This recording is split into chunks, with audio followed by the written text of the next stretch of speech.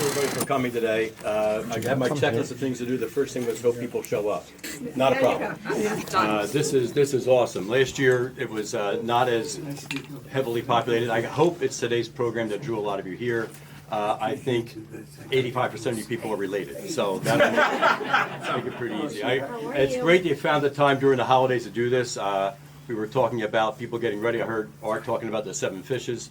My family's mostly Irish. We did the 7 beers. So I'm going to be ready on Christmas. So we have a great program today. I hope you've enjoyed walking around in advance. I want to, in her absence, commend Abby Powell, our curator, for the awesome job she did here with the display. We're going to start. Thanks very much. We're going to start here with a brief piece of the presentation, and then we're going to move over across the hall, and where the rest of the program will take place, and then we'll come back here. All right, with that, I'm going to introduce our president of the museum, Mary Papadula. Wow. So Peter kind of mentioned how it was a low show last year. It was like basically a few volunteers and nobody. So we were like, wait a minute, invite the Iannones. People know. They make the Gleason family picture look really small. I was like, wait, the Iannones will fill this place. And honest to God, you did. So thank you. Thank you, thank you. You kind of, I'm going to, my notes. We're gathered here by the crib. This crib just happened to be donated by Marisa in March, just out of nowhere. She just dropped it off. Like, wow, thank you. It made the picture of our newsletter for the spring. And then in July, somebody showed up to show off his family's history. And that is what inspired this. So if you notice over there, we had the movie It's a Wonderful Life playing. Over here, we have a display of the Iannone and Freda family. We have the family crib of over 100 years. And we're about to play something 90 seconds long? Yeah. About that. So it's the prelude to what's going to happen over in the other room. But before we do that, I just want to acknowledge Lenny. Thank you so much for giving us this space. Gary, he said it so well last spring that you give us this space. You want us to be part of the community. And they're the words I've been living by since not coming to the meeting last December. I got made president, so I learned you need to attend meetings because really bad things happen. Yeah, but you don't show up. You don't show up. My own mom's funeral, they still had no respect. You know? It's like, geez, there's no excuses allowed. So thank you for giving us this. We take it very serious. We want to make the city proud. So thank you, and thank you for being here. Thank you. And then I shout out to Patty. Thank you for your, I will not drop the ball next year. I will do things the right way. But thank you for helping us not do the right. As my former principal knows, I never really asked for permission. I asked for forgiveness. It's like, oh, Joe, I didn't tell you I was doing that. Rachel, you'll vouch for me on that one. Kathy Custer, thank you so much. I want to know how many people take your picture. How many people? I take a lot of selfies. It makes up for it. As long as you got that balance there. Peter, thank you for being my sidekick. You calm me down, and you know I don't jump off the ledge. Thank God we're Flatlanders. Volunteers, thank you, volunteers. Thank you for being here, supporting us today. You know that this was an idea we started in July. Again, I was going to give a shout out to Abby. She took every wedding dress herself off the mannequins. She put them away all by herself, and then she redressed these amazing uniforms. Matt Arch, hi. Hi. Matt Arch, I also taught with him at Dennis Township. Thank you for documenting all this for us. All right, so Peter and Sue Williams, who's on her way home from Amsterdam, they created the most amazing scavenger hunt for the kids this summer.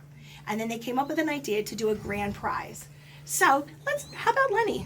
Yeah. How about Lenny picks the numbers? So what we did was, the kids that came, we would ask them to sign their sheet that said they completed the mission, and if, with their parents' or guardians' permission, put a phone number on it. And we said at the end of the year, we're going to have a drawing, and that kid's name whose draw is going to get a huge prize package from the museum. So today we're going to draw the numbers. So sir, if you wouldn't mind, I'm going to ask you to draw one from each of these, get the number. We had 296 kids put their names in. That's of the 500 who actually did the first number is 2. 2. Second number is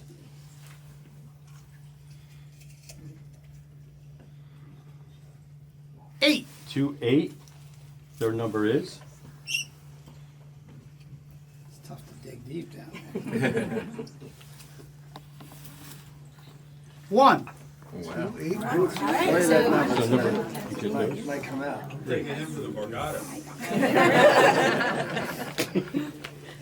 So our winner is 281. Getting the prize package will be AJ. That's all he gave us. AJ. Won't he be surprised? yay, AJ. AJ, yay! AJ's in New Jersey, so we'll call him tomorrow and let him know that he won. All right, the second thing on our agenda is, being a teacher, I kind of wanted to involve kids with the museum, so I came up with an ornament decorating contest. So if we can kind of just go behind Kathy and JB. Or how about, can my little winner come up here, please? This is the adorable RaeLynn Pickman. RaeLynn, you know what, I think I told Mommy this, but I'm not sure I told you. The day that we voted, every person voted for your adorable design. So you were a unanimous winner.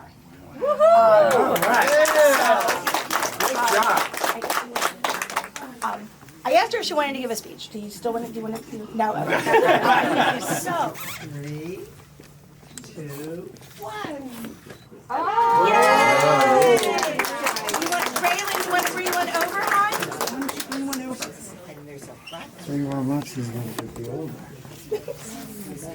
2 more months I'll be older. Yeah, that's right. So this, RaeLynn, you want to tell them what you created? What did you draw? I drew a dolphin holding like a wrapped up fish. Wrapped up fish. And a Santa hat, right? Yeah. She did. So RaeLynn, thank you for being the 2025 Very good. ornament And here is this is a gift for you, thanking you for doing. We are here because you're gonna have to figure that out.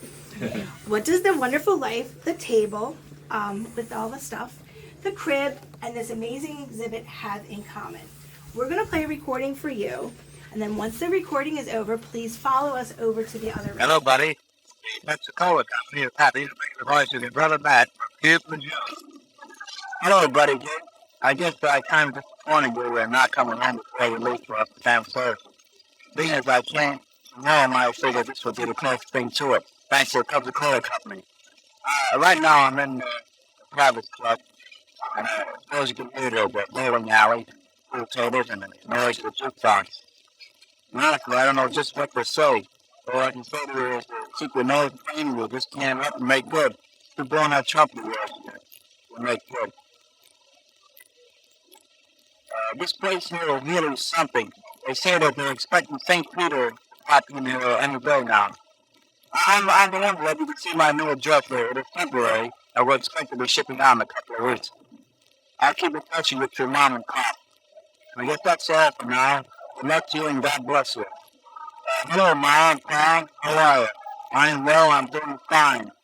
Please don't worry about me, because you know I can take care of myself. I was glad to come to that. This is well, hello, Patty. Yes, that's what I was asking for. This time I don't feel the next business name is right away. How are you, bro? How's it doing here making out? So yeah, I guess we have to postpone the ravioli dinner for a while. I'm doing, and the kids that I was asking for them, huh?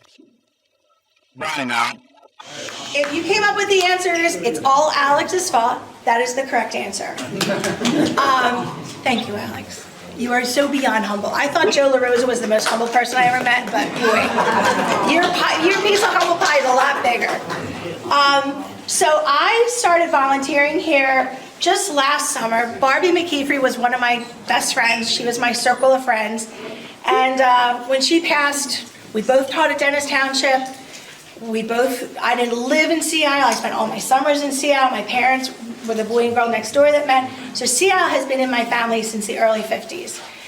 And so I volunteered. That's what you do when you retire from teaching. And so I was doing it in honor of Barbie. And with my mom, she couldn't wait for our Tuesday night conversation. She couldn't wait to see who I met, what I learned, what I found. And you always, so this could be a good plug for volunteering, huh? You only need to volunteer 2.5 hours a week if you haven't. It really is amazing. You have no idea what you're gonna find. And if you're lucky enough to volunteer with Pat Hafford, holy mackerel! Oh my God, you will have a PhD in Sea Isle City history in no time.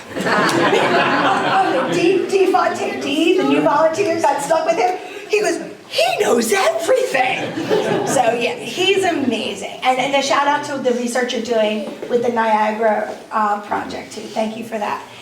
So the reason I was saying that, how I would share with my mom who I met every Tuesday, what we did, who came in, the stories they taught us. That's what happened. I told you I was going to figure out what date it was. On July 22nd, as usual, I came in late.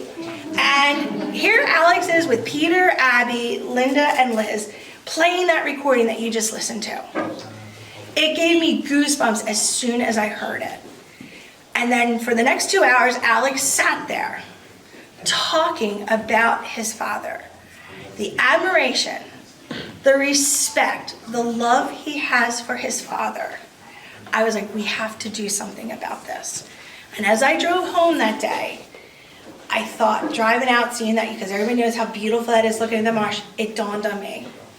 It's a wonderful life. What if Matt Iannone Sr. did not come back from 4 years of that war? What would Sea Isle be? We don't even want to figure that out. So on that table, Alex has been down to Quantico to do the research. There's papers, it describes where his dad was. There's an atlas open to show where this man traveled in the 40s. And so that's why we're here today, because of what happened at the museum on July 22nd. That is why we are here. So Alex, you and Pete are going to take it from here. And thank you for being here.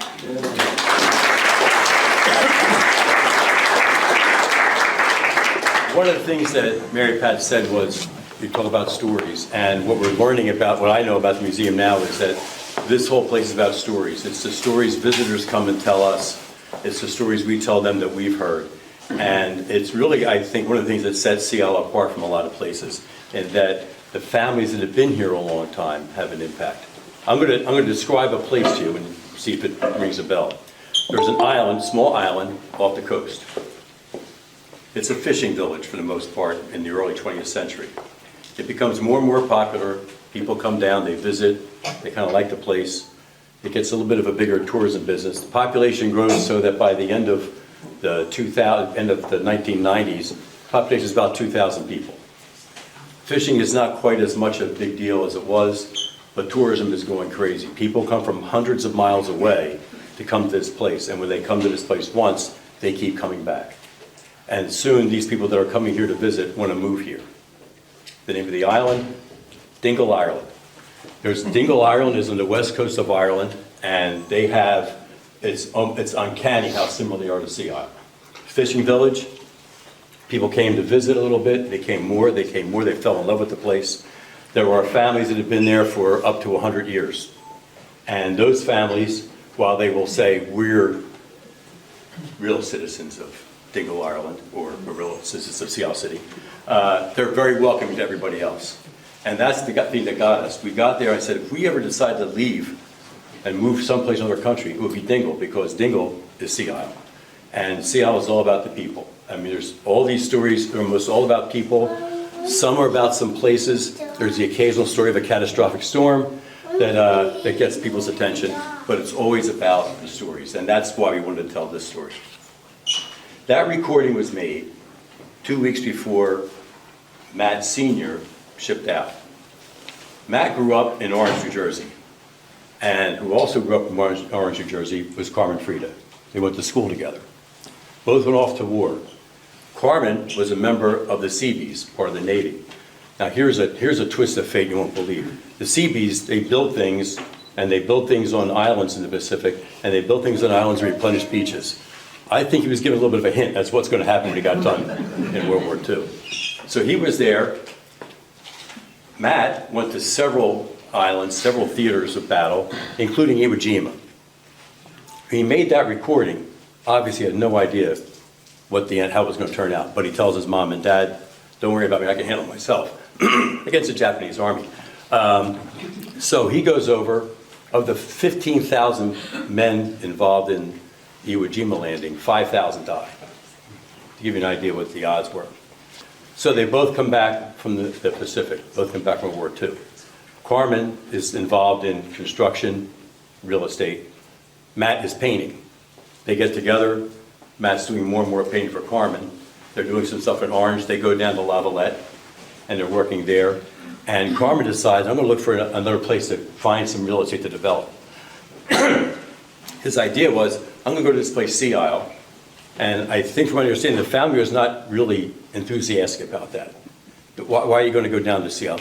I never heard of Sea Isle City.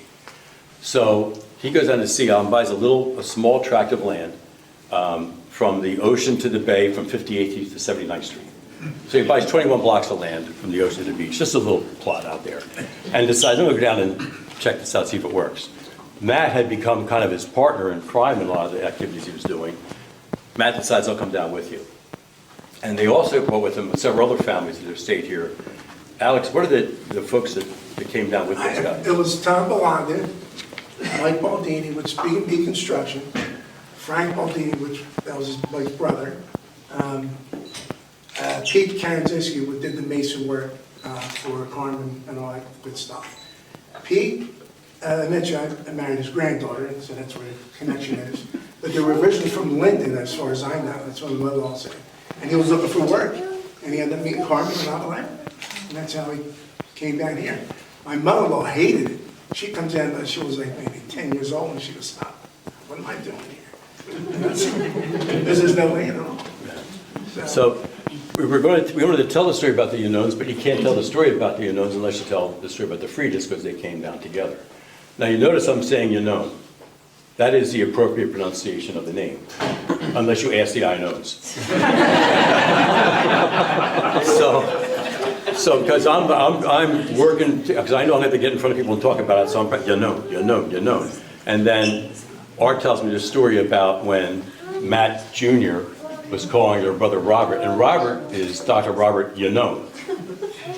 So these guys, so Matt calls Robert and gets the secretary who goes answer the phone and said, "Yeah, I can talk to Dr. Iannone, please." Matt's just calling. Yeah, his brother, Matt Iannone. It's hard enough to keep track of these families without the names changing from one family. And that's the thing we're finding out about this. We love the idea of telling the story of all the families that are here that have meant so much to Sea Isle. You can't tell a story about one family because they're all intertwined, which is, again, I think part of the character here. So what happens is Carmen and Matt and the other families come down, and they establish headquarters on 63rd Street, where you see Freda Real Estate now. Carmen, because he's had so much experience at it, decides he's going to open up a grocery store. So not having no real estate, no retail business, he starts a Foodorama. Great name, Foodorama. Everything you need to know about it is right in the name. Eventually, the Acme came and took over that space in 1957. From down where I think where Creighton's was, is where the Acme was, or somewhere in that area. And then Matt Sr., they opened up the Surf and Sand. And Matt Sr. sold that business to Jimmy Iannone, and then now Art and Lisa run it's now called Sands. And you know all the different places that were in that area. You know all the different stores that have come and gone. And then there's going to be some recognition of all the families that were involved in that process. So you think about it, and here's a guy who was shipped off to a relatively dangerous situation, comes back here. The two of them take a tremendous gamble and say, we're going to move on down to Sea Isle. I got to put an asterisk there. Carmen Freda never lived full-time in Sea Isle, which is, I think, an odd little detail. He did, we didn't. Oh, you did? Okay. That's true. That explains a lot. So anyhow, so at the end, the story about here is this, It's a Wonderful Life theme that we got. How many stories are there like that in your life and all our lives, where if somebody didn't do something that was a little bit brave, a little bit out of the ordinary, what would have happened? What would have happened to Sea Isle if they didn't come down here? What would have happened to Sea Isle if Matt never made it back from World War II? That's why that recording, I think, is so profound and heartwarming. So, with that, I'd like to ask Pat to come up and say a few words, because it's, again, about the family here. He's going to say a few words and have a little bit of a recognition at the end.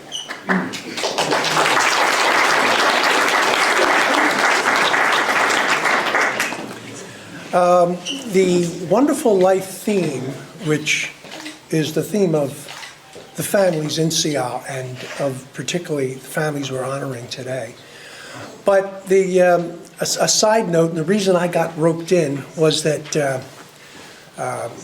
my best friend was young Matt, and he died 9 years ago today. It's the anniversary of Matt's death. This is Matt's tie. Matt's here. My daughter is a psychic medium. And my daughter says that especially when you have big gatherings of family, that the spirit, they're here. They are with us in spirit. And they're particularly drawn when there's a whole mass of us that come together. So the extended Cucinella, the Iannones, all back, they're all here, lingering and having probably a good time laughing about it. Matt's making the jokes, and Uncle Buddy's drowning him out with his jokes. But, or trying. So what happened was when I was writing Matt's eulogy, I came up with a theme of It Was a Wonderful Life, because he touched a lot of lives in his life. He was one of those kind of people. And my wife actually nominated him. There was the Atlantic City Press used to have an award every year, and the award was called the George Bailey Award. And she actually nominated because Matt was one of those people. He was involved in all kinds of different things. He was always, very charitable and, supportive of the community. In addition, I found this parallel between he and the Baileys, in as much as that Barbara is here, and we remember Jimmy also, and he's also making noise in the back seat there. But he was Harry Bailey. He was out there in public. He was a public servant, and he was always getting his name and pictures in the paper. Matt was back at the office, the grindstone. So I had that comparison between the two of them. Kathy, the drafty old house out in Beasley's Point, where everything was falling apart all the time. They had their own banister where the came off. So it was that comparison that got me. And so I was thinking of that, and that comes to life in as much as that communities are made up of families. Families are the building blocks of society and of community. And if you get great families, you get great communities. Seattle City is a town that is blessed because it has great families like the Iannones and the Fredas, who came here and in just trying to live their lives and make their lives better for their families, helped an entire community grow and prosper, and the families that they brought in as well. So that is the reason why we're honoring them. It has caused us to think about other families in town where similar, that had impact. So this is probably not going to be the last of this event, but it was inspired when Alex came forward with that recording, which I heard years ago. Matt played it for myself and a few others. So this is the reason that we got onto the theme, because each one of us touch one another's lives in ways big and small. And in doing that, we help to build the community. When you bring people in, they start to work here and they live here. They then become part of the community. They have children. Those children start to live their life in a wonderful little town like Seattle City, and then they go out into life and they do wonderful and big things. And that's basically what it is. It's just the seeds that keep to grow. But I also just want to, before I close here, I want to mention something that was said by Peter. Matt was one of the landing on Iwo Jima. There were 15,000 that landed on the beaches, and 5,000 didn't make it. So I just, because we are honoring this, at the end of our term here, we closed down in January, we're honoring the military with that display that you saw there. And I just would like us to take a moment of silence to just remember those that never came back, that never got to be celebrated, or to have their children, and to have events like this. So just a moment of silence.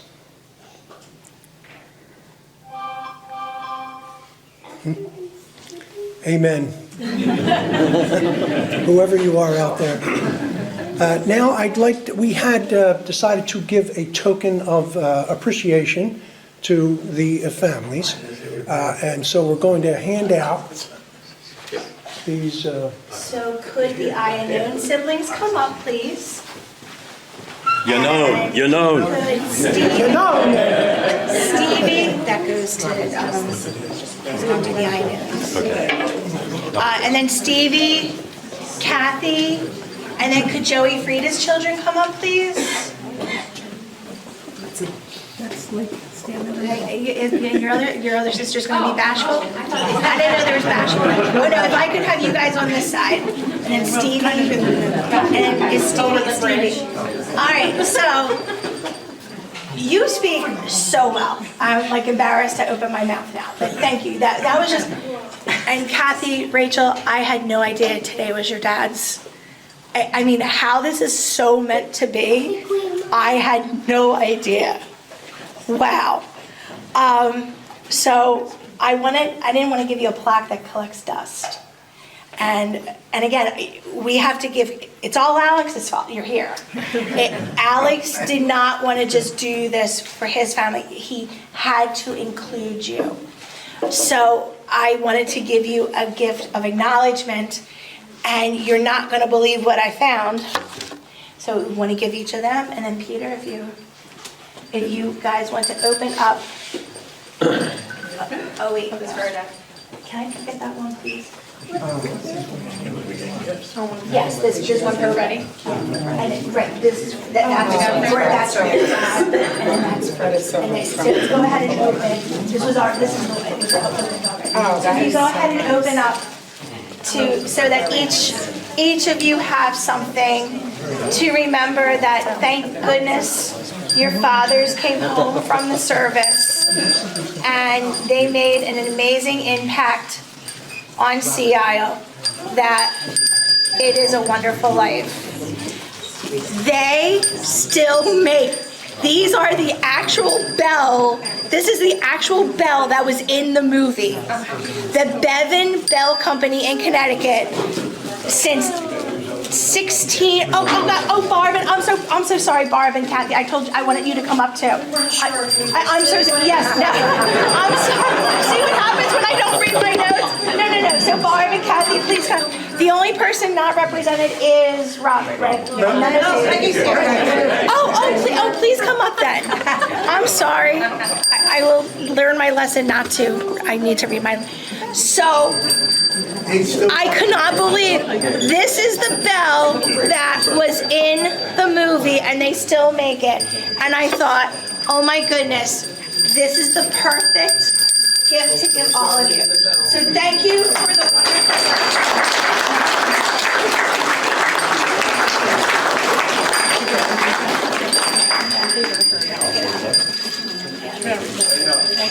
Yeah, so, thanks everybody. I'd like to say one more thing. Oh, and then we have to acknowledge Grace. Like, are you going to tell them what's going to go on the taping next? Oh, yeah, I'll put that on, exactly. Kathy Freda and I are in the process of getting a plaque made with all the families, pictures of all the men. It'll sit between CVS and the Freda real estate. And we're probably 1/3 of the way into it. It takes a while, a couple The people months. that brought Down here. It'll be Carmen Freda, our father, You got Tom Milanda, Mike Baldini, Frank Baldini, and Pete. Yep. So it'll be a nice little, it's a process. We're gonna put, just like the plaques you see around town, brass would be something like that. Right, You know, and we so- wrote a little,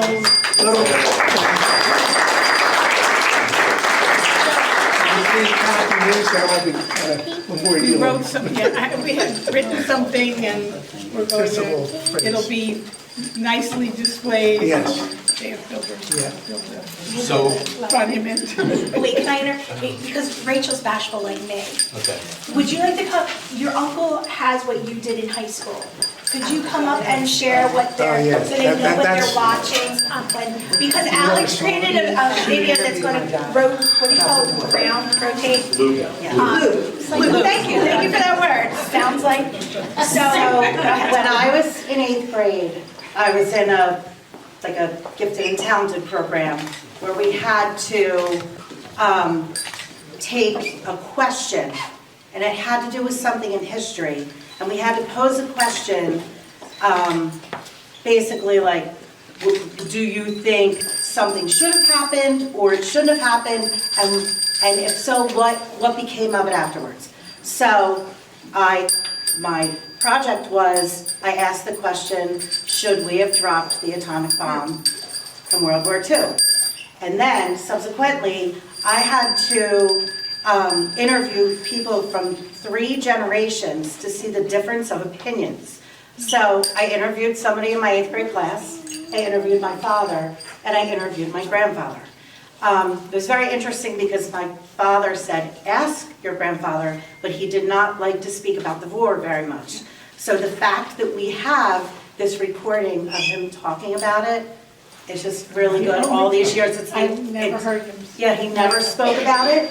I will say it was very poignant. I asked him just a few questions, and I remember him sitting there in the living room and just talking. And so luckily we have this of him. So thank you to St. Augustine's and Ocean City for making us do this project.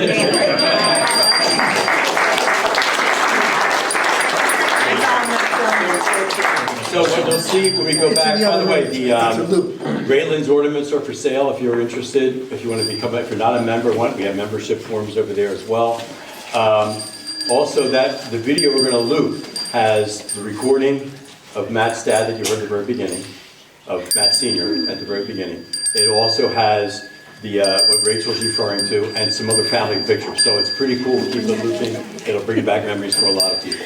Thanks very much, everybody.